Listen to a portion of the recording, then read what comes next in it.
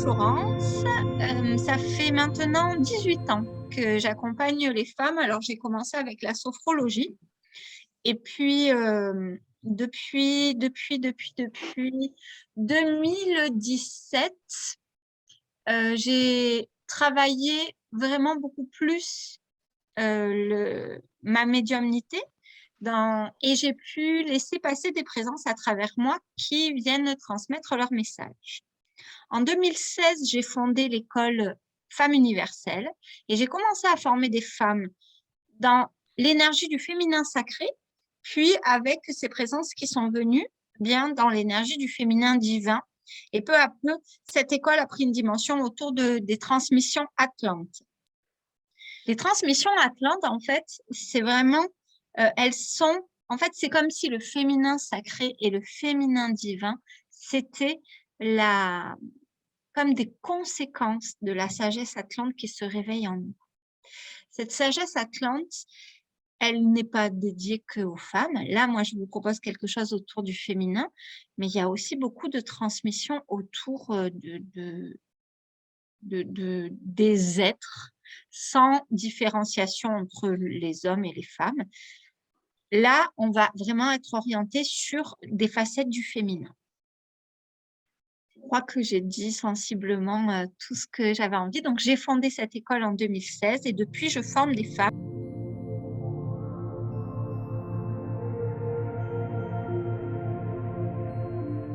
Alors, donc, le début de la transmission, déjà, j'ai envie de vous parler de notre corps, donc de femme, du rythme de ce corps et de cette sagesse qui est au fond du fond des âges qui est présente en nous depuis la nuit des temps. Donc, cette sagesse féminine, elle est très en lien avec l'énergie extérieure. C'est-à-dire que la femme est l'énergie cosmique. C'est-à-dire que la femme, elle vit dans son corps l'influence des planètes, l'influence de la Lune et l'influence des vibrations de la planète sur laquelle nous expérimentons cette incarnation, qui est la planète Terre. Eh bien, elle est rythmée de la même manière. Le corps de la femme est rythmé de la même manière. On va parler de 4 archétypes. Donc, pour les femmes qui se sont formées ou qui se forment avec moi, eh bien, c'est un peu quelque chose qu'elles maîtrisent, mais ça fera une répétition, un rappel. Donc, ces 4 archétypes, en fait, on peut considérer que ce sont comme 4 phases de notre cycle et que ce sont comme 4 grands potentiels qu'il est intéressant de déployer, qui sont très peu mis en avant dans le modèle patriarcal dans lequel nous vivons. Donc, l'idée est absolument pas de poser un débat sur ce modèle patriarcal. C'est quelque chose qui évolue, c'est quelque chose que je comprends aujourd'hui qui a été nécessaire.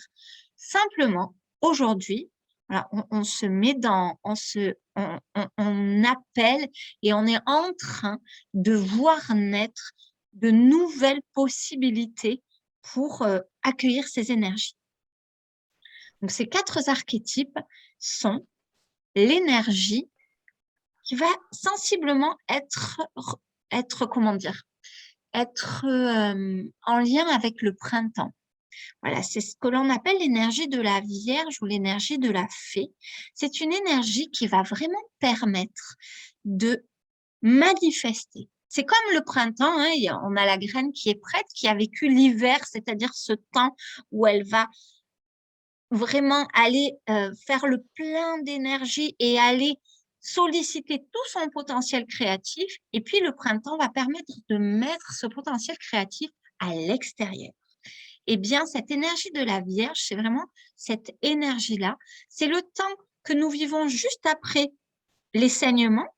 C'est le temps que nous vivons pour tous les êtres, à partir, donc hommes et femmes, à partir de la lune noire avec cette lune qui se dirige vers la pleine lune, mais que l'on appelle la lune montante ou ascendante plutôt.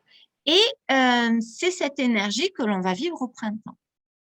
Donc, c'est un temps vraiment dans lequel il va être intéressant de réfléchir à comment je manifeste ma création. Qu'est-ce que moi, en tant qu'être, j'ai envie d'offrir au monde et qu'est-ce que je vais aller solliciter de mes capacités pour manifester à l'extérieur. Donc, cette énergie de la Vierge, cette facette de nous, elle est à la fois pragmatique, à la fois logique, à la fois tournée vers l'extérieur, parce qu'elle va aller voir dans les ressources en elle, mais aussi dans les ressources extérieures, qu'est-ce qui peut être source d'inspiration pour manifester au mieux. Si on devait la représenter, cette énergie, on pourrait imaginer que c'est cette femme qui tient l'arc et qui dit, tiens, qu'est-ce que je vise? Quelle est ma cible? Donc, cette énergie, elle va durer 7 jours dans le cycle menstruel de la femme. Et une fois que la femme, elle a cessé de saigner, elle n'est pas, comme on pourrait le penser dans nos sociétés, elle n'est pas, elle perd pas quelque chose. Au contraire, elle gagne en sagesse et elle a accès à cette énergie à chaque fois qu'elle en a besoin. Parce qu'elle a vécu suffisamment longtemps, elle a vécu suffisamment de cycles, cette succession, cette danse dans ses propres archétypes pour pouvoir aller les déployer et aller chercher, puiser en eux la sagesse dès qu'elle en a besoin. Ça, c'est le premier archétype. Le second, c'est l'archétype de la mère. Donc là, il va être en lien avec la pleine lune, avec l'été, avec ce paroxysme à l'ovulation. Cet archétype de la mère, c'est un archétype qui est un des archétypes avec celui d'avant, qui sont les mieux accueillis dans notre société patriarcale. Hein. Cette femme qui est tournée vers l'extérieur, accueillante, comme la Vierge ou comme la Mère, c'est facile. C'est facile d'accueillir ces deux parts de soi, de la femme que nous sommes.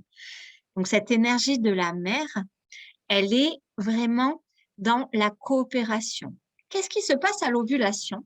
À l'ovulation, nous avons notre corps qui va se mettre au service d'une vie qui est au-dessus, au-delà de soi. Le corps va préparer la place pour non plus dédier son énergie à la femme que nous sommes, mais bien possiblement à l'arrivée d'un bébé. Donc, cette énergie-là, c'est une énergie qui sait se mettre au service de quelque chose de plus grand qu'elle.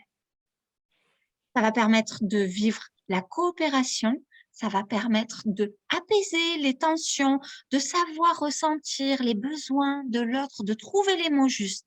En général, quand on est dans cette phase qui va durer 7 jours, donc les 7 premiers jours, l'énergie de la Vierge ou de la Fée, 7 jours suivants, l'énergie de la Mère, on va pouvoir vraiment avoir beaucoup de patience, avoir beaucoup de qualité pour fédérer, pour mettre les choses à plat, pour dégager des axes, pour leader une équipe. Voilà, c'est vraiment cette énergie-là qui est disponible. Et ça ressemble à lorsque Gaïa vit son moment d'été. Puis, on a l'énergie de l'enchanteresse. Alors, je vous disais, les 2 premiers archétypes, dans notre société, c'est OK. L'énergie de l'enchanteresse, c'est une énergie qui est beaucoup moins acceptable dans notre société, tant et si bien qu'aujourd'hui, on appelle ça la phase de présaignement. Et en général, toutes les femmes que j'accompagne rencontrent des difficultés dans cette phase. Pourquoi? Parce qu'elles disent « Ah, mais je suis super énervée, mais j'ai du mal à supporter un tel ou un tel. » En fait, c'est pas le problème, il n'est pas qu'on est énervé. C'est pas juste une phase où on est énervé. C'est une phase où on a besoin de plonger en soi et de voir est-ce que la justesse extérieure nous correspond. Et comme on nous pousse à être linéaire, eh bien, on rentre en conflit avec cette demande de régularité que nous impose le monde professionnel, enfin, le monde de l'entreprise et même les relations que nous vivons. Donc, c'est pour ça que c'est une phase difficile à vivre dans notre quotidien. Tout simplement parce que c'est une phase où la femme, elle est moins comprise. Et pourtant, si on regarde tous les grands artistes, quand ils parlent de leur muse, eh ben, c'est l'enchanteresse.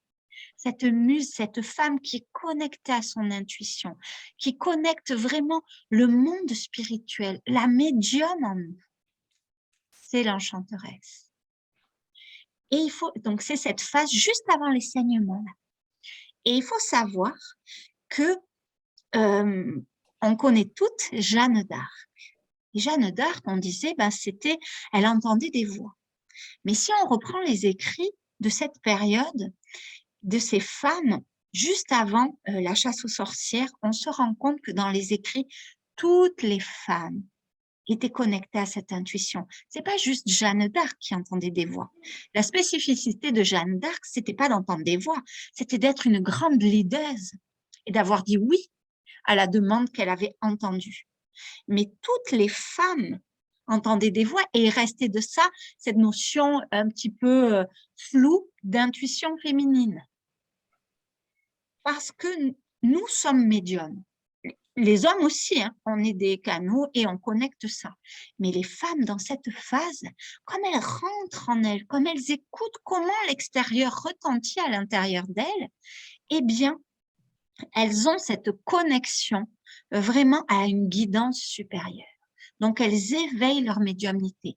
Si vous aimez dessiner, si vous aimez composer, écrire des poèmes, faire quelque chose d'artistique, c'est la phase la plus merveilleuse pour faire ça, où votre art va prendre une toute autre dimension. Donc, c'est super de connaître ces phases-là, ces archétypes-là, parce qu'on peut comme ça planifier, vraiment comme optimiser nos énergies pour se dire, bah, si j'ai une réunion où je dois coacher une équipe, la phase de l'enchanteresse, ouais, je vais être agacée. Je vais plutôt choisir ça pendant ma période où je suis dans mon énergie mère. Là, je vais bien savoir, ou dans mon énergie vierge, où là, je vais pouvoir vraiment être pragmatique, logique, savoir faire un process, me dire, ben, j'ai moins de temps, on va faire ça, j'ai moins de temps, on va faire ça. Mais par contre, lorsque j'ai besoin d'être connectée, d'aller marcher dans la nature et de recevoir des enseignements, quand j'ai besoin vraiment d'aller chercher mon inspiration, cette phase de l'enchanteresse, c'est la plus merveilleuse pour ça. À mon sens, c'est la plus magique, c'est celle que je préfère. Et c'est aussi ce qui m'a vraiment donné un appel pour créer cette école Femme Universelle, parce que c'est une phase que l'on rejette alors que le potentiel féminin dans cette phase-là est tellement merveilleux. Et donc celle-là, elle s'apparente à la lune descendante ou à l'automne. Donc, avec toute cette idée de sensualité, ce côté un peu muse. Hein. Vous vous baladez dans une forêt en automne, vous voyez les arbres, ils sont rougeoyants. Il y a vraiment quelque chose de extrêmement, comment dire, à la fois sensuel, à la fois voluptueux, à la fois extrêmement féminin. Et il y a un côté aussi de joueuse. L'enchanteresse, elle se joue. Elle se joue des dictates, elle se joue de ce qu'on lui impose. Donc, c'est pour ça que c'est pas toujours facile, parce que c'est pas toujours acceptable dans notre société. Pour autant, c'est intéressant et c'est ce qui nous amène à notre liberté et à notre souveraineté. Alors, ensuite, on arrive à l'énergie de la sorcière. Alors là, on rentre dans l'hiver, on va aller dans la grotte, on va aller découvrir, faire son bilan. Il y a quelque chose de très chamanique. C'est comme un processus où on va descendre dans ses profondeurs, on va aller écouter son chant, son rythme, on va aller rencontrer vraiment quelque chose d'extrêmement secret et sacré. Cet archétype-là, il est vraiment pas très acceptable dans notre société parce qu'on n'est plus du tout ouvert à l'extérieur. On est vraiment centré sur soi-même, centré sur ses besoins. Et il y a vraiment cette rencontre avec la mort, parce que tout ce que nous expérimentons depuis le début de nos saignements jusqu'à l'arrêt de nos saignements, eh bien, c'est ce temps où le corps avait mis à disposition pour accueillir une vie, et comme la vie n'est pas venue, il y a une destruction intérieure. Et il y a quelque chose qui est de l'ordre de la descente dans la mort un petit peu. Et ce quelque chose-là, de cette femme qui saigne sans être blessée, c'est ce qui a créé le culte de la déesse dans les cultures ancestrales, dans le paganisme. La femme a été élevée au rang de déesse parce qu'elle pouvait à la fois créer la vie et à la fois elle avait cette complète magie qui faisait qu'elle saignait sans être blessée et sans mettre en péril sa vie. Donc, il y avait vraiment quelque chose de magique et qui a été vénéré un temps et qui est devenu effrayant et même rejeté jusqu'à amener cette idée que le sang, c'était sale, impur, juste après la chasse aux sorcières. Donc, ces 4 archétypes, pourquoi ce sont un potentiel à découvrir? Tout simplement parce que quand on connaît son fonctionnement, lorsque l'on rencontre ce fonctionnement et que l'on peut créer à partir de là, on n'est plus en train d'essayer de ramer à contre-courant. On connaît son rythme, on connaît son cycle, sa cyclicité, et on peut créer à partir de l'espace qui est le plus optimal de notre cycle. Nous sommes comme une roue, comme Gaïa, et si l'on œuvre en harmonie avec le rythme, avec l'énergie qui est en place, l'énergie cosmique avec la Lune et les planètes, l'énergie cosmique aussi avec l'énergie de la planète Terre, notre énergie physique avec ses cycles menstruels, alors on devient vraiment une femme complètement qui active son potentiel et ses vibrations féminines. Ces 4 archétypes, qu'est-ce qu'ils vont nous permettre d'aller expérimenter? Ils vont aller nous permettre d'expérimenter différentes facettes de nous et d'aller déployer notre médecine de femme. Pour celle qui me connaît, j'emploie souvent ce mot de médecine de femme et ce à quoi je me mets au service, c'est de permettre aux femmes de révéler leur magie et leur médecine. Cette médecine de femme, eh bien, elle va naître dans cette connaissance à la fois de la mort, puisque on l'a vu, hein, lorsque l'on saigne, on expérimente cette petite mort, on laisse partir quelque chose de soi, on lâche prise avec ça pour accueillir le nouveau. Et donc, quand on rencontre cette expérience de mort, eh bien, on apprend à célébrer la vie. Il y a quelque chose de sacré qui s'installe en nous. Et on apprend à faire ce voyage de le haut de soi, toutes ces parts de lumière et ces profondeurs, sa grotte. Et lorsque l'on descend dans ces profondeurs, on rencontre aussi ces ombres. Et lorsque l'on rencontre ces ombres, qu'on apprend à danser avec ces ombres, qu'on apprend non pas à les rejeter, mais à les regarder, à les accueillir, à les aimer, alors tout simplement, on va pouvoir rencontrer la médecine de l'amour et le comment soi-même, cette médecine unique, on va se l'appliquer à soi et pouvoir ensuite accompagner les autres là-dedans. Voilà ce qu'est notre médecine unique. Notre médecine unique, c'est comment moi j'ai fait pour aller à la rencontre de mes parts d'ombre, pour les apaiser et pour les amener dans la lumière. Et quand j'ai compris comment j'ai fait ce voyage, alors tout simplement, je vais pouvoir le transmettre à l'extérieur. C'est ça la voie du féminin divin. La voie du féminin divin, c'est vraiment aller rencontrer ces parts d'ombre, les amener dans la lumière et aider, accompagner l'autre, tout simplement en rayonnant ce que l'on est, à en faire de même. Ça va permettre de suspendre les jugements, ça va permettre de revoir nos exigences, ça va permettre d'accueillir à la fois la part de lumière, de visualiser la part de lumière de l'autre, mais aussi de visualiser ses parts d'ombre sans les rejeter, sans lui donner le sentiment d'être moins, sans nourrir ce paradigme que nous avons beaucoup nourri dans notre société et dans cette culture chrétienne détournée, hein, parce que la chrétienté, c'est pas ce que c'est, son message, il est pur, mais ce qui a été proposé aujourd'hui, c'est cette idée de petitesse de l'être. Eh bien, la médecine de la femme, comme une femme, elle est capable d'accueillir un enfant et de l'aimer, quelles que soient les bêtises qu'il fait, quelles que soient les erreurs qu'il commet, juste de voir le potentiel de vie et d'honorer ça. La médecine de la femme, elle vient rompre avec ce schéma, avec ces anciennes pensées, paradigmes de petitesse. Et dans ces anciens paradigmes de petitesse, il y a d'obéissance à une autorité qui n'a pas lieu d'être, puisque nous sommes tous des êtres égaux. La médecine, pourquoi cette médecine, pourquoi c'est la femme, à mon sens, qui est l'initiatrice de ça? Tout simplement parce que la femme, elle s'aligne au cycle lunaire, tandis que l'homme, il s'aligne au cycle solaire.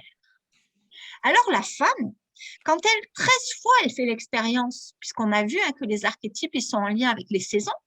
Donc quand la femme, dans une saison, elle va faire 3 à 4 fois l'expérience de la vie de la mort, et qu'en une année, elle va faire 13 fois, pour 13 cycles lunaires, l'expérience de la vie et de la mort, ce temps-là, un homme, il va la faire une fois. Ça veut dire qu'on a pu expérimenter ça et que c'est à nous maintenant d'ouvrir. C'est à nous d'ouvrir cette voie de l'accueil, du lâcher-prise, de l'acceptation, du pardon. Une des grandes médecines de la femme, on l'a vu parce que c'est comme ça que ça se passe dans le corps physique et que notre corps physique, c'est un véhicule sacré, mais c'est aussi un grand enseignant. Hein, quand on a besoin des fois de retourner à une sagesse, il suffit juste d'écouter le corps pour comprendre la sagesse basique et essentielle. Eh bien, une des grandes médecines de la femme, c'est de se mettre au service de quelque chose de plus grand que soi. Et ça, on l'apprend à chaque ovulation, c'est-à-dire dans le corps. Il y a un mécanisme d'ouverture de cœur et d'ouverture énergétique qui permet de se mettre au service du collectif, au service de la vie. Et c'est l'ovulation. Et c'est le fait que l'utérus est un espace dédié à accueillir le mouvement de vie. Et éveiller le divin féminin en soi, qu'est-ce que ça veut dire? Ça veut dire aller connecter ça. Aller connecter, selon moi, hein, après, je n'ai pas la prétention d'avoir la définition véritable de qu'est-ce que éveiller le féminin en soi. Mais pour moi, c'est vraiment aller à la rencontre de ces énergies du féminin, des différentes facettes de la femme que nous sommes, pouvoir les accueillir et toutes les honorer. Pouvoir les honorer comme on honore les déesses, comprendre que la déesse, elle n'est pas à l'extérieur, elle est en soi. Et commencer à honorer la vie sous toutes ses formes. Donc, notre véhicule sacré, notre être, notre âme, le véhicule sacré des autres, l'être, les autres donc, l'âme qui est contenue, qui est en connexion, mais qui est aussi là, à l'intérieur de chaque être, et le mouvement de vie en toutes choses, sur Gaïa, dans les animaux, dans les minéraux, dans tous les règnes, dans les éléments, dans les règnes minéraux, dans le règne végétal. Voilà, allez vraiment honorer et être une gardienne sacrée de ce mouvement de vie. C'est donc aussi incarner cette sororité. La sororité, hein, c'est le féminin de la fraternité. Et le mot global, c'est la solidarité. C'est le fait vraiment d'honorer tout ou le sacré de la vie. Mais cette sororité, c'est quelque chose qui est en train de s'installer et pour ça, il y a besoin de beaucoup de déconstruction. C'est pour ça qu'il faut aller rencontrer sa médecine intérieure. C'est pour ça qu'il faut aller rencontrer ses parts d'ombre. Parce que tout ce modèle, je ne vais pas faire un grand détail sur ça, c'est quelque chose que j'aborde dans mes formations, mais là, on va pas, ça prend du temps et c'est aussi beaucoup aller remuer des choses assez denses et lourdes. Mais il y a dans notre histoire vraiment des choses qui ont été mises en place pour mettre les femmes, pour préserver les règles patriarcales. Il y a quelque chose qui s'appelle le bloc de compétition qui a été mis en place et où chaque femme est devenue, pour garder les règles patriarcales, elle est devenue en concurrence avec les autres femmes. Comme si celle qui se distinguait du lot, elle avait un petit peu de reconnaissance et pas les autres. Donc, il y a ce quelque chose qui a besoin d'être déconstruit pour ramener les femmes dans une dimension de sororité et non plus dans une dimension de concurrence. Donc, la médecine de la femme, elle est là et elle est ensuite vraiment à aller accompagner les hommes qui se réveillent à se pardonner eux-mêmes. Parce que ces hommes, ce masculin sacré qui se réveille dans cette terre, il se réveille avec toutes ces mémoires de soumission imposées aux femmes. Et ces êtres-là, ces hommes lumineux qui s'éveillent, ils sont en proie avec toute cette culpabilité, ils sont en proie avec ce poids-là. Ce poids, nous pouvons le lever d'un sourire, d'un accueil, d'un pardon. C'est très important de conscientiser ça parce que bien souvent, on a des schémas où des hommes s'éveillent et puis font marche arrière. Tout simplement parce qu'en s'éveillant, ils réveillent ses mémoires. C'est ce qu'on retrouve beaucoup dans les schémas des flammes jumelles, c'est-à-dire les hommes qui s'éveillent et puis qui n'arrivent pas à gérer la puissance parce qu'ils en ont peur de cette puissance qui s'éveille en eux, parce qu'ils se rappellent ce qu'il en a été fait de cette puissance du masculin sacré et comment elle a été dévoyée. Donc, c'est vraiment important en tant que femme de faire la paix, d'aller recueillir, d'aller accueillir toutes ces parts du féminin blessé en soi pour faire table rase de tout ça.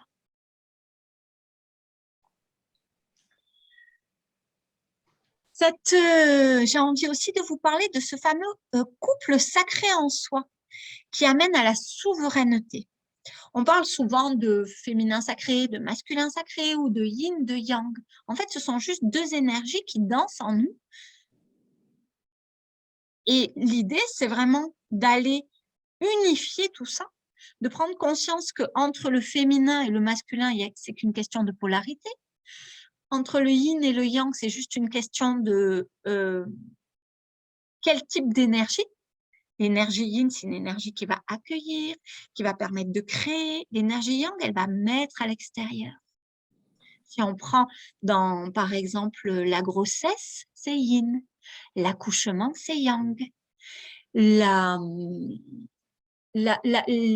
conscientisation d'une idée, le fait d'avoir une idée et de la maturer à l'intérieur de soi, c'est yin.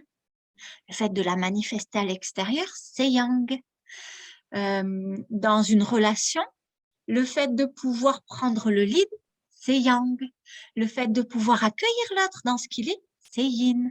Vous voyez, c'est jamais des choses qui sont séparées. C'est juste comme une danse qui s'harmonise. Et plus on va pouvoir accueillir ça, et plus on va pouvoir aussi accueillir nos parts de nous qui ont envie d'être leadées, et puis nos parts de nous qui ont envie de leader, nos parts de nous qui ont envie de manifester à l'extérieur, et puis nos parts de nous qui ont envie de revenir à l'intérieur, de digérer, de faire le bilan, plus on va pouvoir s'installer dans notre souveraineté. Cette souveraineté, c'est vraiment cet axe qui va nous permettre de nous affranchir d'une matrice qui n'est pas nous, de prendre conscience que nous ne sommes pas la marionnette de cette matrice, nous sommes venus jouer le jeu et que les règles du jeu qui sont proposées sont les règles du jeu de cette matrice, mais il y a aussi les règles du jeu cosmique. Et c'est à savoir à quoi moi, en tant qu'être libre, en tant qu'âme qui suis venue m'incarner, j'ai envie de donner la priorité. Est-ce que j'ai envie de donner la priorité aux règles du jeu cosmique ou est-ce que j'ai envie de donner la priorité aux règles du jeu de la matrice? Et l'un n'exclut pas l'autre, parce que si je travaille dans une société qu'on me demande de remplir des objectifs, c'est les règles du jeu de la matrice, mais je peux le faire vraiment, le créer avec mon âme, que ça anime mon âme. Vous voyez, les choses ne s'opposent jamais. Ce couple sacré, ce mariage sacré en soi, c'est vraiment devenir pleine. C'est aussi faire le choix de ne pas être une part, une demi-part. Hein, vous savez, des fois, on entend souvent dans un couple, on dit « Ah, ça, c'est ma moitié ». Ma moitié, ça implique que je ne suis que le demi, la moitié de moi-même, et que quand je suis avec mon autre, je suis ma moitié. Ou alors on dit « Ah oui, lui, c'est mon tout ». Vous voyez, tous ces mots-là, eh bien, nous amènent à une croyance que nous ne sommes pas complets et que nous allons être complets en nous, en puisant à l'extérieur. La souveraineté, c'est vraiment prendre conscience que nous sommes une entité complète, mais que nous pouvons être inspirés profondément par l'extérieur et du coup amener de la sagesse, de la connaissance et puis de la sagesse en nous. Et que nous pouvons manifester ce que nous sommes, notre lumière, dans l'extérieur. Nous pouvons créer notre réalité depuis l'intérieur de nous. C'est pas la réalité qui nous façonne, comme on peut le croire. Ça, c'est l'adolescence. C'est l'extérieur me façonne. Mais l'âge adulte, la maturité, c'est je façonne l'extérieur. Je suis dans ma puissance de création et c'est moi qui crée l'extérieur. C'est moi qui crée ma réalité. Je vais vous parler un petit peu des 13 facettes de la médecine féminine. Alors, ces 13 facettes de la médecine féminine, eh bien, la première, c'est, donc, moi, je vais vous parler de ça et vous allez voir combien c'est relié à ce que l'on appelle les sabbats, qu'on appelait dans le paganisme les sabbats, qui sont en fait des portails énergétiques que vit Gaïa, mais que nous vivons nous aussi. C'est comme si ces portails, ça vient éclairer une facette de Gaïa et une facette de nous-mêmes. Donc, la première de ces facettes, c'est l'enchanteresse. Donc, on en a parlé tout à l'heure. C'est cette femme qui s'éveille à sa médiumnité, à son corps comme un temple, qui découvre que la vie, c'est une danse, une célébration, qui commence à venir comme célébrer ce mouvement de vie. C'est un peu l'idée qu'on peut se faire de cette muse. Hein, moi, je suis une grande fan de Vanessa Paradis. Voilà, pour moi, Vanessa Paradis, en humaine, elle incarne parfaitement l'idée que j'ai de l'enchanteresse. Voilà, cette femme qui est à la fois inspirante et qui est à la fois dans toute sa féminité. Une femme qui s'ouvre à la sexualité comme une voie de beauté et de sublimation. C'est-à-dire que la sexualité ne devient pas une quête de plaisir, mais ça s'ouvre à quelque chose de plus grand. L'enchanteresse, elle a cette magie que de amener sa sensibilité à devenir sa force, sa puissance. Sa sensibilité devient le socle de sa puissance.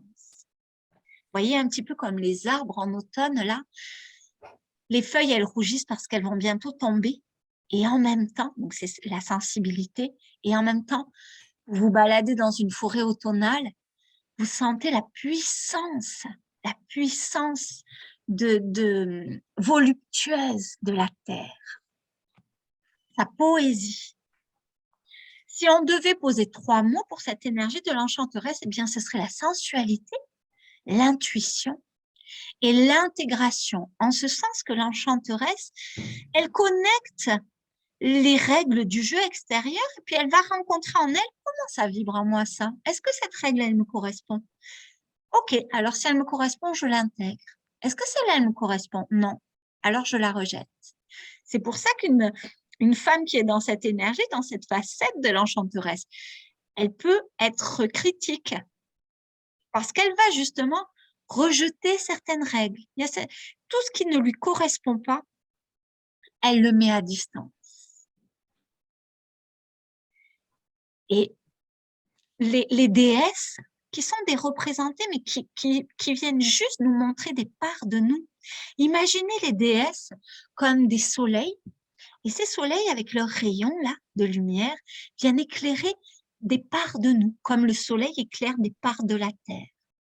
Et bien, les déesses qui peuvent représenter cet archétype, c'est Aphrodite et c'est Ishtar. Ishtar, elle pose les limites. Il y a quelque chose de très royal dans Ishtar. Et Aphrodite, c'est vraiment le représenté de la muse. Elle a quelque chose, elle est inspirante. Il y a quelque chose d'artistique. Elle est voluptueuse. Elle évoque les plaisirs de la chair, mais dans quelque chose de très sublimé. La seconde facette, c'est la femme arbre. Cette femme arbre, c'est cette femme qui est connectée à ses ancêtres, qui a ses racines bien connectées à tout cet héritage familial, à tout ce qui a été légué, mais qui sait pousser ses branches bien au-delà des limites de ses ancêtres. On pourrait imaginer que la vie, la transmission de lignée, c'est comme une course de relais. Hein? Et puis, il y a ce bâton qu'on se transmet dans la course de relais. Ben, nos grands-mères, elles ont transmis à notre mère ce bâton, et puis notre mère ou ce flambeau, et notre mère va nous le transmettre. Et l'idée, c'est nous de l'amener toujours un peu plus loin. Cette femme arbre, elle s'est soulevée ces plafonds de verre, hein, qui ont été placés qui n'ont pas pu être dépassés par sa lignée. C'est pour ça que nos filles, toujours elles vont plus loin que nous. Nos filles ou nos nièces, enfin, dans la lignée descendante, quoi. Cette femme arbre, elle a suffisamment connecté l'histoire de sa lignée pour être en capacité de pardonner. Et ce pardon, eh bien, c'est ce qui lui donne la force de marcher au-delà des limites rencontrées par sa propre lignée. C'est celle, parce qu'elle a pardonné, qui est en capacité d'honorer et de faire vivre en elle cet héritage de lumière transmis par sa lignée. Il y a des casseroles. Nos lignées, elles nous transmettent des casseroles, mais elles nous transmettent aussi des graines.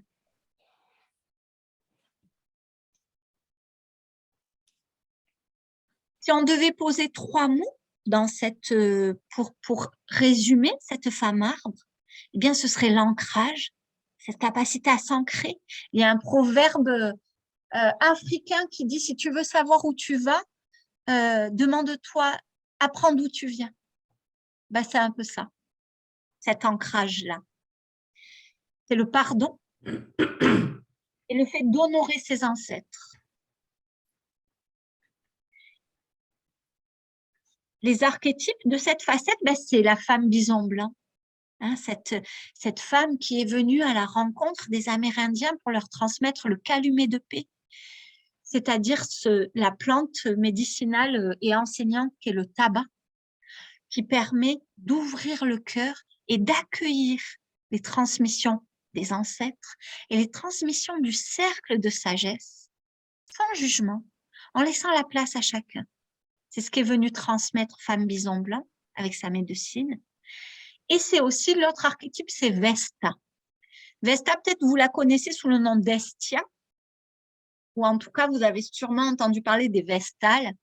C'était ces femmes prêtresses qui entretenaient un feu dans un temple, le feu de Vesta, et c'est ce qui fédère le foyer. Et le foyer, pas seulement le foyer, la cellule familiale, mais vraiment cette lumière transmise de génération en génération. Et là, eh bien, cette énergie de la femme martre, elle est à son paroxysme dans un sabbat que nous connaissons tous très bien parce que c'est un sabbat qui est revenu à la mode, qui est Samhain, que peut-être vous connaissez mieux sous le nom d'Halloween ou Toussaint. Ce sabbat, c'est le temps où la frontière entre les mondes des ancêtres, donc l'au-delà, et le monde dans lequel nous vivons, notre dimension, le plan des hommes et des femmes, c'est le moment où cette frontière, elle est la plus fine. Donc, on peut vraiment recevoir les enseignements de nos ancêtres. On peut accéder à leurs doléances. On peut réaliser des rituels de pardon et on peut les honorer. Si vous avez envie de vous connecter à cette médecine de la femme marbre, je vous invite vraiment à, si vous ne l'avez pas déjà fait, à aller visionner le dessin animé Coco, qui vient vraiment donner plein d'indications sur le sacré de ce portail-là, du portail de Samhain. La troisième facette, c'est la facette de la sorcière, que l'on pourrait aussi appeler la chamane ou la femme silence. Donc, son paroxysme, c'est pendant les saignements.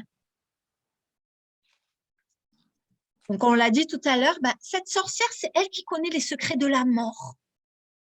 C'est celle qui sait investir sa grotte, qui sait rentrer dans le silence pour aller à l'écoute d'elle-même, de son corps. C'est cette femme sage, un peu folle quand on se l'imagine, un peu asociale, un peu bourrue, un peu mystérieuse et un peu inquiétante. Il n'y a qu'à voir ce qu'on a fait aujourd'hui des sorcières, comment on les représente. Il y a ce côté un petit peu atypique, un petit peu inapproprié. Les archétypes, là, ça va être Baba Yaga. Alors, Baba Yaga, c'est un des représentés, notamment très japonais. Baba Yaga, c'est cette femme à la fois très liée à son enfant intérieur, très dans la joie, mais qui n'a pas de filtre. Et c'est aussi Isis. Isis, dans sa forme, c'est pas Isis ailée. Vous verrez, on la retrouvera plus tard, Isis ailée, mais c'est aussi Isis qui est allée à la rencontre de sa magie pour ressusciter Osiris. Donc, dans la légende, Isis a reconstitué le corps de sa flamme jumelle, donc de son époux, de l'homme qui l'accompagnait dans sa vie. Elle a reconstitué son corps et comme elle n'a pas retrouvé son pénis, elle a fait appel à la magie pour vraiment ramener la vie dans Osiris. Et c'est aussi Perséphone. Perséphone, elle change de nom. Perséphone, c'est Corée à la base. Corée, c'est la fille de Déméter, qui est aussi Gaïa, donc la mère de la nature. Et Corée, elle épouse Hadès, le dieu des enfers, et elle descend dans les enfers. Et elle mange une grenade, les graines de la grenade, et elle ne savait pas qu'en touchant quelque chose des enfers, elle était liée aux enfers. Donc, elle rencontre les secrets de la mort. Et elle passe de Corée, qui veut dire la fille, Déméter voulant dire la mère, et Corée veut dire la fille, à Perséphone, qui est celle qui connaît les secrets de la vie et de la mort. Vous voyez, comme dans la mythologie, c'est très... De toute façon, la mythologie, c'est tiré de la transmission atlante, et on a tous ces enseignements déjà qui sont là. Les mots Alors là, j'en ai pas mis 3, j'en ai mis plein. Je vous en propose plein. Les mots qui pourraient résumer cette facette, c'est la sagesse, c'est la mort, la renaissance, c'est l'écoute silencieuse, c'est la capacité à faire des bilans. Et le sabbat qui est en lien avec ça, c'est Yule. C'est ce que vous connaissez aujourd'hui très bien sous le nom de Noël, qui est aller rencontrer sa lumière dans les profondeurs de l'ombre.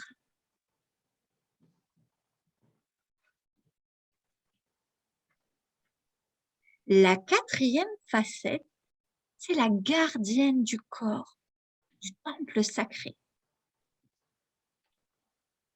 C'est cette femme qui va honorer à la fois sa justesse et à la fois son véhicule sacré, son corps.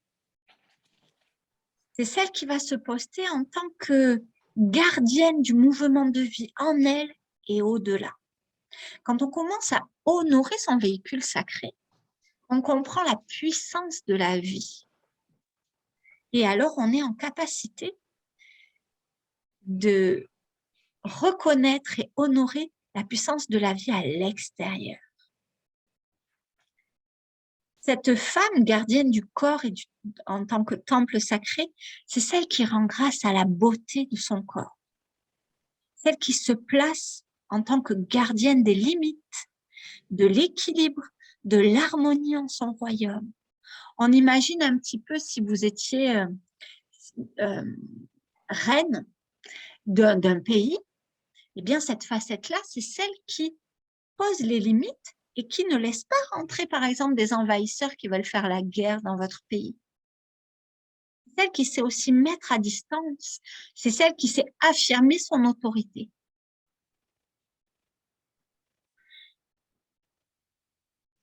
Ce royaume, que là on imagine en tant que pays, eh bien c'est notre corps physique, notre corps émotionnel et notre corps mental. Notre corps mental, c'est là où on élabore tous nos projets, tous nos élans, tous nos désirs.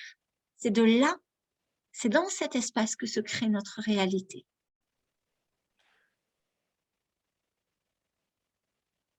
Et c'est ce corps mental qui est en train, là, dans l'époque que nous vivons, qui est en train d'être nettoyé de toutes ces mémoires de soumission, à toutes ces croyances ancestrales qui nous amènent à penser que l'être humain, c'est bien de se sentir petit, que c'est bien de rester à sa place, qu'il ne faut pas trop faire de bruit et qui nous met dans ces mémoires de soumission.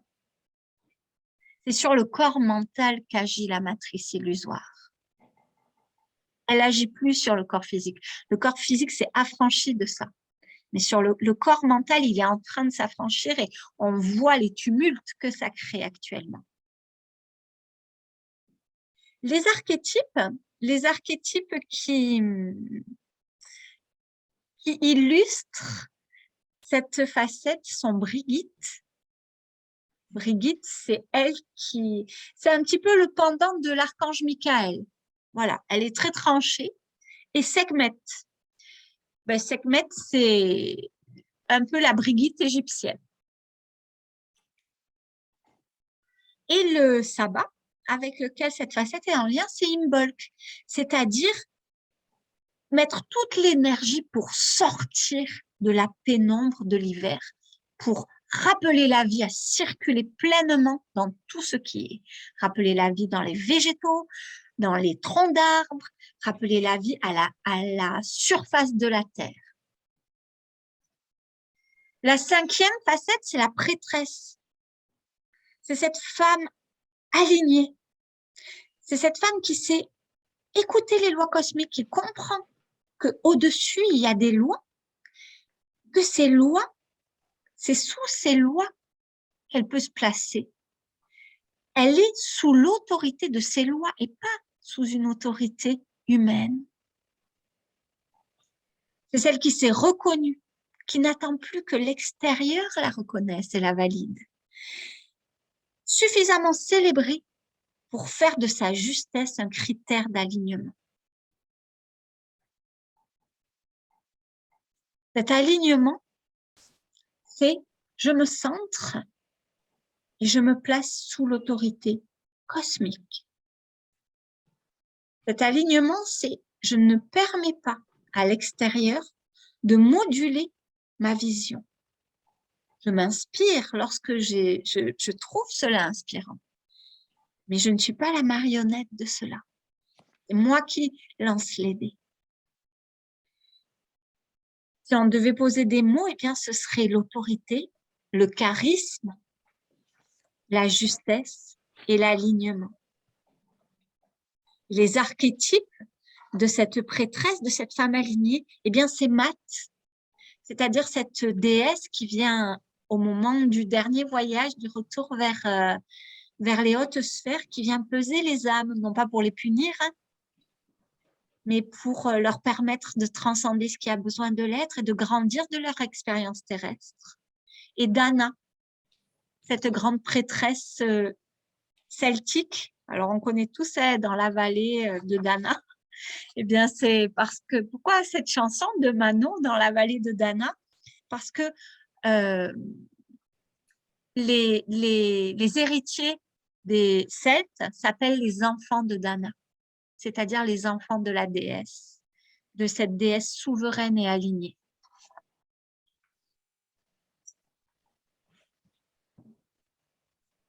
La sixième facette, c'est la Vierge, la fée, donc on en a parlé un petit peu tout à l'heure. Hein. C'est celle qui s'est manifestée à l'extérieur et peut du coup apprendre de toutes ses expériences. C'est celle qui est pleinement connectée à son pouvoir de manifestation. Là, les archétypes, c'est Artémis et Diane. Donc, ces déesses que l'on représente souvent avec un arc. Alors, c'est pas parce que ce sont des chasseresses. Elles sont devenues chasseresses quand elles ont été transformées. Mais les déesses païennes, Artémis et Diane, c'était pas des déesses chasseresses. C'était les déesses de la nature et de l'amour.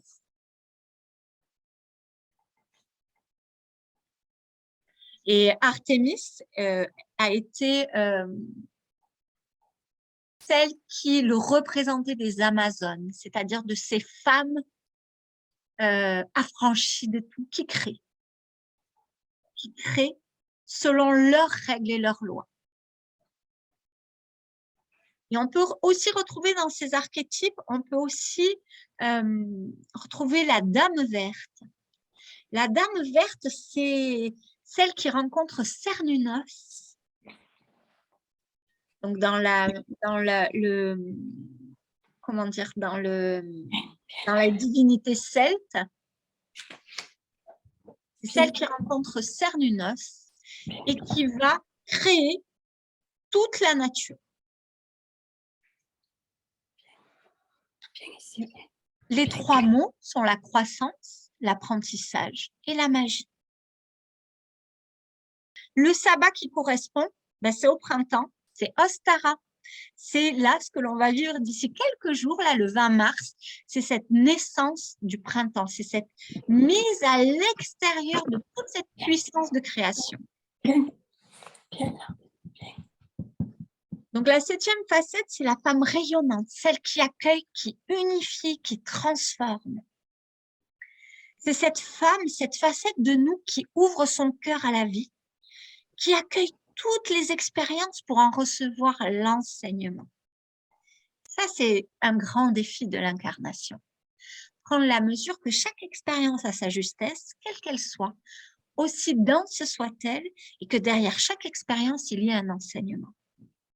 C'est un grand défi pour chacune de nous et pour chacun, parce qu'il y a des expériences où l'enseignement il est accessible et où on voit bien qu'il y a une leçon à tirer de ça et que cette leçon, elle est lumineuse. Et puis, il y a certaines expériences qui sont si denses, si intenses, si difficiles qu'elles nous paraissent être des épreuves, qu'il est difficile de voir l'enseignement lumineux qui se cache derrière. Et pourtant, si vous repensez là juste à des expériences vraiment difficiles que vous avez vécues et que vous vous posez cette question, à savoir, qu'est-ce que j'ai appris de moi? Qu'est-ce que j'ai appris de moi en vivant ça? Alors là, vous prenez la mesure de la puissance de cet enseignement. de tout ce que vous avez rencontré en termes de résilience, de force, de capacité d'amour, de peu importe, hein, pour celles, quand on rencontre la maladie, le deuil, l'injustice, il y a quelque chose, une paix, une résilience qui s'installe en soi tellement grande. Eh bien, c'est cette facette-là, cette femme rayonnante, cette femme alchimiste qui s'est alchimisée comme ça, la densité, ce plan pour le transformer en enseignement, en or, en lumière. Eh bien, cette facette-là, c'est une des grandes facettes de la médecine de la femme. Ces archétypes, ça va être Marie, Marie, la mère divine, cette femme qui s'est transcendée, et Kuan Yin, déesse de la compassion, qui s'est placée la lumière au-dessus de la densité, qui s'est subtilisée, donc amener du subtil, rendre plus léger la densité pour recevoir la lumière de l'enseignement. Les 3 mots qui vont pouvoir être associés à cette facette, c'est l'ouverture de cœur, le pardon et la sagesse. C'est-à-dire que quand j'ai rencontré l'enseignement, c'est ma sagesse que je nourris. Et le sabbat auquel c'est relié, c'est Beltane. Beltane, si vous avez vu souvent la célébration de Beltane, on plante un arbre et des jeunes femmes tournent autour en entourant un ruban rose. On sublime l'expérience avec ces rubans roses, rose ou blanc, enfin des couleurs, comment dit-on, des couleurs douces et très féminines. Beltane, il se célèbre en mai. La 8e, donc, ce qui est clair, c'est que chacune de nous porte ses facettes en elle. La 8e facette, c'est cette femme sexuelle, cette initiatrice à la sexualité sacrée. Ces 2 facettes-là de la femme rayonnante, celle qui accueille, et de la femme sexuelle, elles sont intimement liées.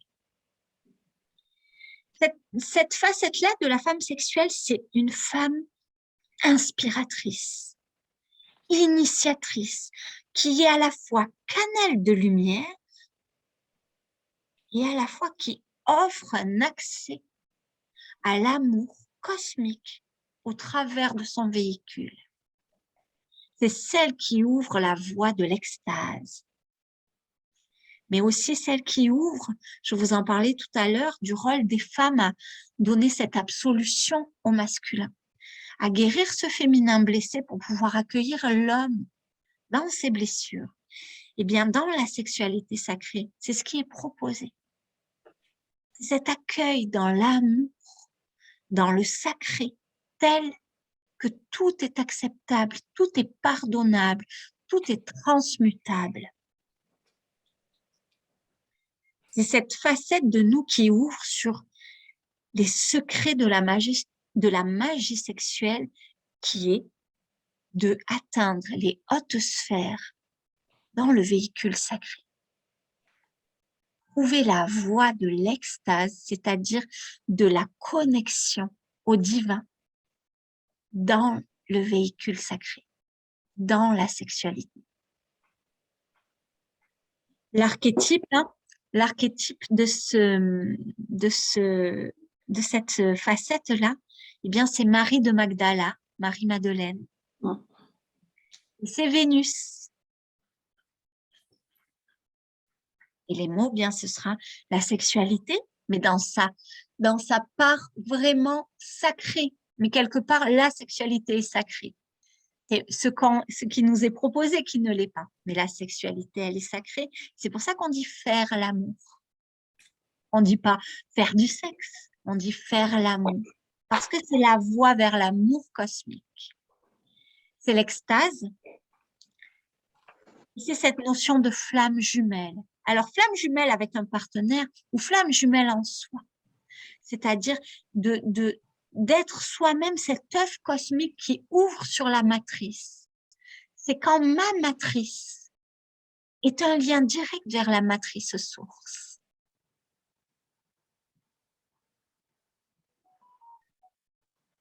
La 9e facette, c'est la femme abondante. C'est cette femme qui honore la vie, qui honore la magie, qui honore le divin dans la vie, qui honore toute chose. C'est cette femme accueillante. Et c'est en lien avec l'ovulation, avec la pleine lune. C'est cette femme qui a été vénérée depuis la nuit des temps sous cette idée du culte de la déesse première. Dans tout le paganisme, dans le chamanisme, dans le druidisme. C'est cette femme pleine et féconde qui offre et crée la vie. Les archétypes de cette facette de soi, eh bien, c'est Déméter, qui veut dire mère, dont on a parlé tout à l'heure. C'est Inanna. Inanna, c'est une déesse que l'on retrouve même dans des tablettes sumériennes. Donc, la civilisation sumérienne, elle est bien avant l'Égypte antique. Et c'est Gaïa. Et elle est en lien avec le portail. Gaïa, en fait, connaît cette facette, nous ouvre à cette facette, puisque dans ce portail, qui est le portail de l'Ita. L'Ita, c'est le 21 juin avec le solstice d'été. Ce moment où la lumière est dure plus que la nuit, que l'ombre. La lumière est plus disponible. La 10e facette, c'est la compassionnelle. C'est cette femme mère. C'est cette femme qui ouvre entièrement son cœur pour se mettre au service du collectif. Celle qui sait à la fois calmer, apaiser, nourrir la vie en elle pour la diffuser à l'extérieur. Ces archétypes, eh bien, on va retrouver à nouveau Kuan Yin, mais Kuan Yin dans sa dimension non plus de pardon, d'accompagner dans le pardon, mais plus dans sa dimension d'œuvrer au service du collectif. Kuan Yin, c'est une bodhisattva, donc c'est-à-dire un être qui a connu l'éveil, mais qui a décidé de ne pas ascensionner avant que l'humanité entière ait fait ce saut quantique d'ascension. C'est-à-dire, elle a mis sa vie, elle dédie sa présence au service de l'humanité entière. Et c'est Yemania.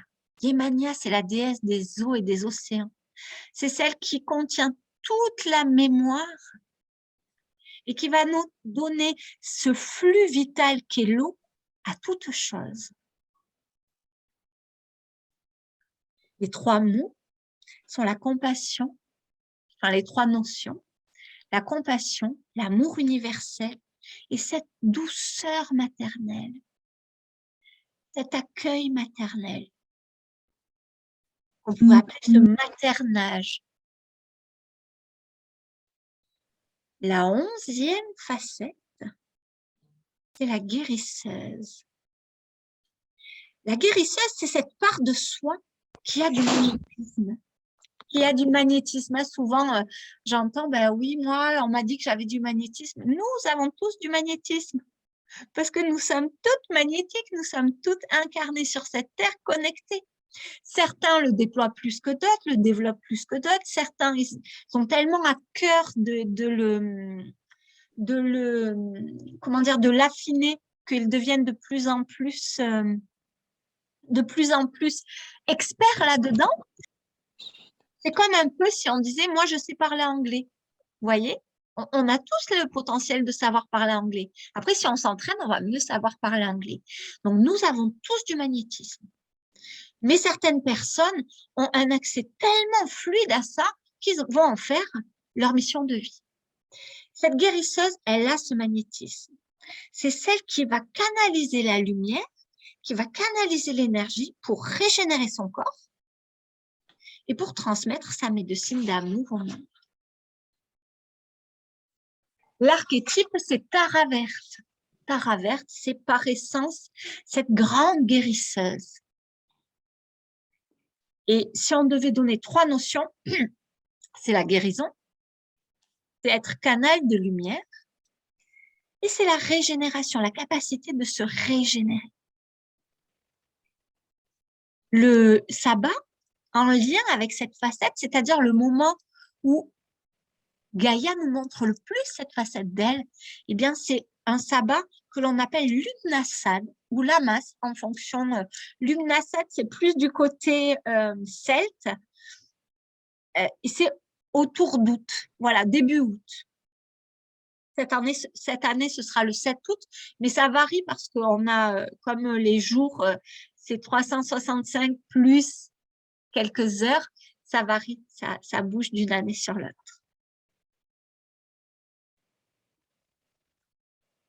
La 12e facette, c'est l'initiatrice.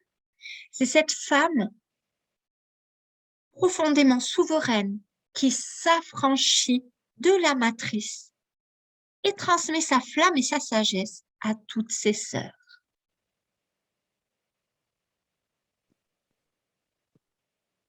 Elle est à la fois la mère, à la fois la fille, à la fois la sœur de toutes les femmes.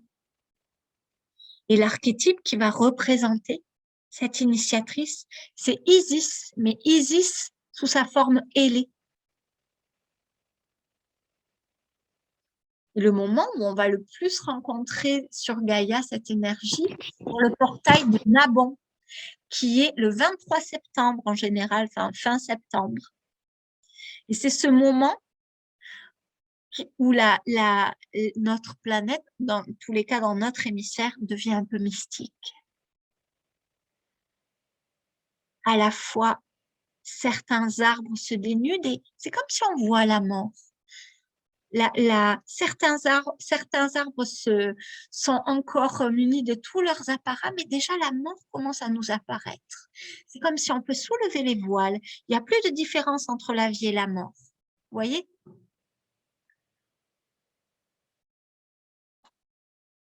La 13e facette, la 13e et dernière facette, c'est la déesse. C'est cette part de soi qui accueille sans fausse modestie, sans ego mal placé, ni en trop, ni en trop peu, qui accueille son étincelle divine, qui la reconnaît, qui l'honore en elle et qui honore l'étincelle divine en toutes choses. C'est cette femme qui a uni toutes ces parts-là, ces 12 facettes que l'on a abordées, mais aussi toutes les autres. Parce qu'il y a ces parts blessées de nous, chacune en a les nôtres, on a notre spécificité, qui les a unies, qui a uni son énergie yin, son énergie yang, pour déployer son rayonnement. C'est celle qui a visité ses ombres pour les baigner de son amour, qui a pu se tenir droite et regarder droit dans les yeux toutes ces parts-là qui crient, qui rouspètent, qui essayent de prendre les rênes. C'est celle qui a non plus mis son ego de côté, mais qui l'a accueilli pour juste en faire le chancelier. Le chancelier, c'est le grand conseiller. Mais c'est plus lui qui tient les rênes. Ce qui tient les rênes, c'est son âme et son cœur. Et l'ego, il est là pour dire, bah, ça, pour le réaliser, on va plutôt faire comme ci, on va plutôt faire comme ça. C'est le grand chancelier. Et c'est celle qui transcende ces blocages par l'amour. Les 3 mots, les 3 notions seront la transcendance, l'amour source et la médecine du cœur. Là, l'archétype, eh ben, c'est toutes les déesses que vous pouvez rencontrer sont l'archétype unifié. Elles font l'archétype de la déesse. Vous savez, peut-être vous avez fait cette expérience. Nous, on faisait ça en cours de technologie quand j'étais jeune. On faisait une roue où on mettait toutes les couleurs de l'arc-en-ciel sur un papier. On le partageait en petites parts, puis on coloriait chaque part, et puis on la faisait tourner très vite. Et ça devient blanc. Eh ben, c'est ça. La déesse, c'est celle qui a tellement bien accueilli toutes ces facettes d'elle-même qu'elle n'est plus que lumière. Voilà pour la transmission. Je vous propose de rallumer vos micros et puis il est 21h22. On va prendre 10 minutes pour que je puisse répondre aux questions si vous avez des questions. Et comme ça, ensuite, on pourra faire le rituel, la méditation et je vous parlerai des formations ensuite.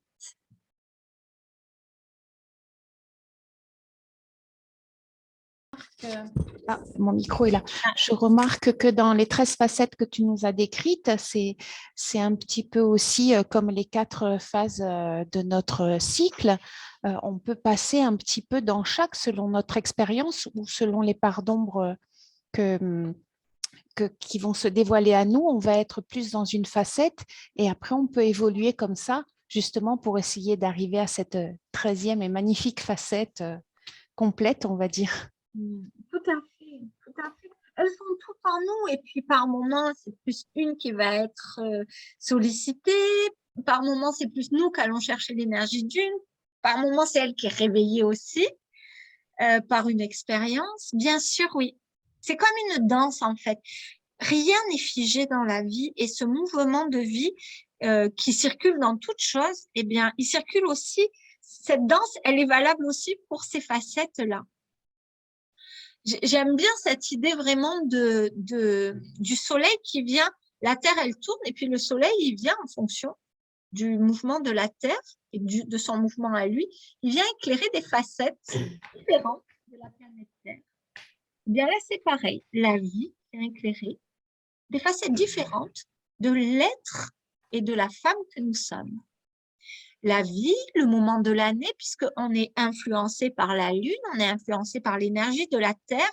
Alors évidemment que on est beaucoup plus amené à connecter l'énergie de la femme abondante en été. Parce que déjà, Gaïa, elle vibre ça. Et comme on est influencé par ça, et encore plus en été à la pleine lune, parce que ça vibre ça tellement fort et qu'on est influencé par ça, parce qu'on est soumise et dans le bon sens du terme par le rythme cosmique, parce on fait partie de ce cosmos, on est un avec ce cosmos, eh bien, évidemment qu'il y a des moments où on le connecte plus et où c'est génial d'aller encore plus le chercher et de créer depuis cet endroit-là.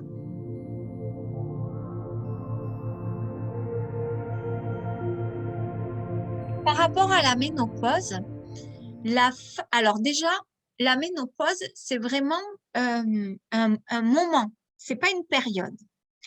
Ménopause, ça veut dire arrêt des saignements. Donc, une fois que ces saignements se sont arrêtés, ça veut dire que la femme, elle a tellement expérimenté de fois tous ces cycles-là dont on a parlé, ces 4 archétypes, qu'elle n'a plus besoin d'aller dans l'expérience pour les connaître. C'est un peu comme si toi, tu te formes sur quelque chose plein de fois, il y a un moment donné, tu as juste accès à ça. Donc, elle peut aller piocher dedans quand elle veut. C'est la sagesse. C'est ce que l'on appelle la femme sage. Une fois qu'elle a cessé de saigner, cette femme. C'est cette femme sage qui peut aller chercher. Par contre, elle continue à être influencée par l'énergie de la Lune, qui elle aussi a ses 4 archétypes, et par l'énergie de Gaïa, qui dans notre hémisphère a aussi ses 4 archétypes. Donc, elle va plus s'aligner à ça. Mais l'énergie, admettons que c'est la pleine lune en plein été et que on ait besoin et que tu aies besoin d'aller chercher l'énergie de l'enchanteresse, eh ben c'est simple d'y aller parce que tu l'as expérimenté, tu l'as rencontrée tellement de fois dans ton cycle, cette enchanteresse, que elle vit à tes côtés. Ça ne veut pas dire qu'une femme qui continue à saigner ne pourra pas aller chercher cette énergie. Mais il lui faudra faire une sorte d'effort. C'est pour ça aussi que souvent, on dit que les femmes qui saignent sont énervées parce qu'en fait, dans cette période-là, on est beaucoup plus fatigué. On est beaucoup plus fatigué tout simplement parce qu'il y a un changement hormonal pour que le sang soit évacué. Et en fait, elle n'est pas énervée, la femme qui saigne. C'est juste qu'on lui demande de faire la même chose que 3 semaines avant quand elle était dans son énergie de la Vierge et que comme elle n'y arrive pas, ça l'énerve. Vous voyez? Donc, il suffit simplement de savoir ça pour dire, bah là, je ralentis parce que mon rythme physiologique me pousse à ralentir parce qu'il est lui-même ralenti. Il y a des pays, hein, il y a des pays où, notamment la Suède, hein, la Suède et le Danemark, les femmes, pendant leur saignement, elles peuvent poser des jours pour ralentir. Poser des jours de congé, je veux dire. Enfin, qui ne sont pas des jours de congé d'ailleurs, qui sont des jours, c'est un nom, pour dire comme il y a des espaces où c'est pris en considération. Alors, je vais prendre un petit temps pour vous parler des formations que je propose.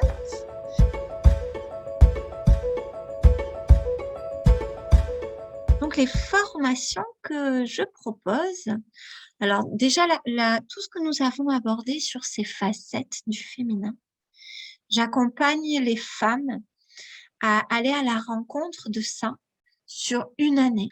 Donc, on va consacrer chaque cycle lunaire à aller à la rencontre d'une de ces 13 facettes que je vous ai énoncées.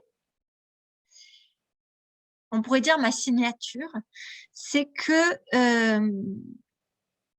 c'est important pour moi que chaque femme qui suit cette formation, elle puisse expérimenter, c'est-à-dire que retranscrire un texte que j'ai donné, pour moi, ça n'a pas grand intérêt. Je vous donne du contenu de texte, il y en a, parce que je suis très bavarde aussi à l'écrit, mais je vous propose vraiment des rituels à chaque cycle et des méditations et des visioconférences et un live pour que vous puissiez aller à la rencontre de « Ok, elle me dit que ça fait ça, mais moi, comment ça fait en moi? Ok, comment ça se passe quand je fais ça? Comment ça se passe quand je fais cette méditation? » Donc, l'idée, c'est vraiment d'aller à la rencontre de toutes ces énergies féminines pour pouvoir entrer dans cette dimension de j'accueille tout ce que je suis et je rayonne ça. Et la grande médecine de la femme, c'est vraiment d'être l'initiatrice de ce nouveau monde-là. C'est d'être la sage-femme, d'accompagner cette humanité, ce bébé humanité qui est en train de vivre les contractions là dans le col de l'utérus, et puis ça serre, ça bouscule, ça fait peur, ça fait mal. C'est ça la grande mission de la femme. Donc le but de cette première formation, c'est vraiment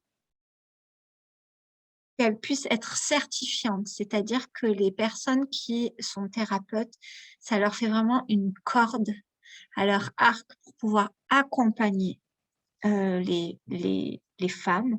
Et puis pour celles qui ont envie de le faire pour elles, eh bien, comme il y a toute cette expérimentation, c'est un voyage au travers de sa féminité, de son divin féminin, de son corps physique, de son corps émotionnel, de son corps mental et de toutes ses énergies. Donc, ça dure une année. Je proposerai à toutes les personnes qui ont assisté à cette conférence un avantage financier avec une remise de 15% sur la formation, ce qui, j'ai pas pris le temps de le calculer, je n'ai pas, mais c'est quand même intéressant. Voilà. Donc ça, c'est une immersion vraiment grande. Je vous accompagne à chaque fois, aussi bien à l'écrit. Il y a un groupe de partage où c'est vraiment un espace de sororité et où je prends le temps de répondre, d'accompagner, de donner des éclairages. Et je vous accompagne aussi en live une fois dans chaque cycle, donc une fois toutes les 3 semaines. Et il y a un replay. Ça, c'est la première formation et puis qui se fait sur 2 niveaux. Il y a une première année qui s'appelle la femme lunaire et une deuxième année qui s'appelle la femme solaire. Et où là, on va vraiment dans un enseignement beaucoup plus grand. C'est sur les savoirs atlantes et esséniens. Enfin, esséniens, mais qui étaient atlantes avant, évidemment. Et c'est sur les 12 portes ascensionnelles. Donc là, on est vraiment sur des sauts quantiques, 12 sauts quantiques. Voilà, pour 12 conscientisations, 12 ouvertures. Et la deuxième formation que je propose, c'est une formation autour de la transmission des prêtresses du temple de la Rose d'Atlantis, autour de la sexualité sacrée, et telle qu'elle était enseignée dans les temples d'Isis et d'Hathor, et qui en fait est une médecine sacrée issue de ce fameux temple de la Rose Atlante, donc de la ville d'Atlantis, si on peut appeler ça une ville. Donc là, c'est vraiment une immersion dans la magie du corps, dans la rencontre avec sa sexualité, pas forcément avec un partenaire, hein, mais dans la rencontre de cette voie sacrée de la connexion au divin, cette voie extatique de la connexion au divin, au travers de la sexualité. Et là aussi, je propose une remise de 15%, mais comme je l'ai calculé, celle-là, je peux vous dire que ça fait 111 € de remise. C'est une formation qui dure aussi 1 an. Pour les deux, vous avez accès à une plateforme où il y a tous les cours. Vous pouvez télécharger, voir les vidéos, voir les visioconférences, vivre les méditations autant de fois que vous voulez. Et il y a un accès illimité. C'est-à-dire que tant que la plateforme existe, vous avez accès au cours. Parce que parfois, je vois des personnes qui disent accès à vie. Moi, je ne peux pas m'engager à ce que cette plateforme existe toute la vie, que dans 50 ans, la plateforme sur laquelle je l'ai créée, l'hébergeur existe toujours. Mais je trouverai toujours des solutions si vraiment dans 50 ans, vous vouliez récupérer la méditation numéro 6. Voilà. Voilà pour ces formations. Et puis, si vous avez envie d'en discuter avec moi, je suis disponible. Je reste toujours disponible pour accompagner au plus proche de vous et que ça soit vraiment quelque chose qui ait de la valeur et qui ait une valeur ajoutée, qui est votre expérience et votre compréhension et la manière dont vous ressaisissez de ce qui est transmis. Parce que transmettre quelque chose, c'est facile, mais l'idée, c'est vraiment que vous puissiez le vibrer, vous, et l'incarner. Je vous remercie à toutes. Si vous avez envie de me partager après coup, si vous avez des questions qui vous viennent, si vous avez envie de prendre votre flèche en photo et de me l'envoyer, si vous avez envie de parler de ce qui a été fait ou des formations ou de toute autre chose avec moi, n'hésitez pas à m'envoyer un mail. Je vous souhaite une merveilleuse nuit, une merveilleuse intégration.